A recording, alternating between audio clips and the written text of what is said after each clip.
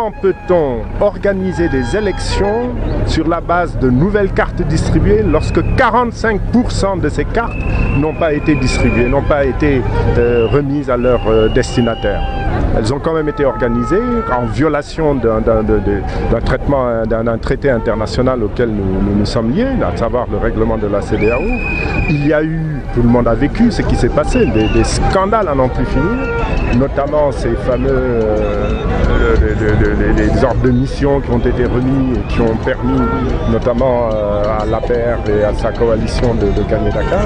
Non, il faut que l'on revienne à un statu quo ante d'ailleurs, une situation que nous avons connue par le passé, parce que le Sénégal a été en mesure, a été capable d'organiser des élections libres et transparentes, pas plus tard d'ailleurs qu'en juin 2012. Il faut rétablir une vraie démocratie au Sénégal, on en a besoin pour la paix. Ceux qui appellent au dialogue doivent intégrer cette donnée importante.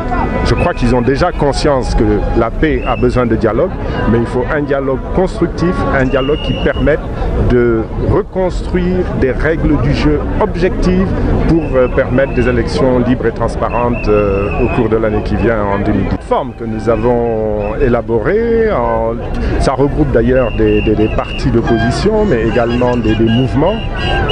Et encore une fois, nous ne sommes que des initiateurs. C'est un combat citoyen, ce n'est pas un combat strictement politique. Et dans cette plateforme, il y a beaucoup de points sur lesquels nous souhaitons trouver des solutions, ou faire trouver des solutions. Il y a évidemment une distribution des cartes qui doit se faire, qui doit s'achever, qui doit se faire également sous contrôle et pas n'importe comment. Chaque Sénégalais a le droit, s'il veut voter, de détenir sa carte d'électeur. Et ça, quand un État n'est pas capable de ça, normalement, ils doivent tous démissionner d'ailleurs et s'en aller, parce que c'est un minimum. Il y a également d'autres choses que nous demandons, notamment l'audit, mais un audit qui ne décide pas tout seul, c'est eux qui ont créé le fichier, c'est eux qui l'ont manipulé, c'est eux qui décident de l'audit. Attendez, quand vous voulez donner de la crédibilité à un audit, le principe c'est de le faire décider par un tiers. Et là c'est le peuple qui lui demande un audit, mais qu'on échange sur les conditions de cet audit. Il y a d'autres points évidemment qui ont leur importance. On a noté à un moment donné l'annulation du vote distinct par les militaires, par les forces de sécurité. On était loin d'imaginer que c'était pour préparer de la magouille.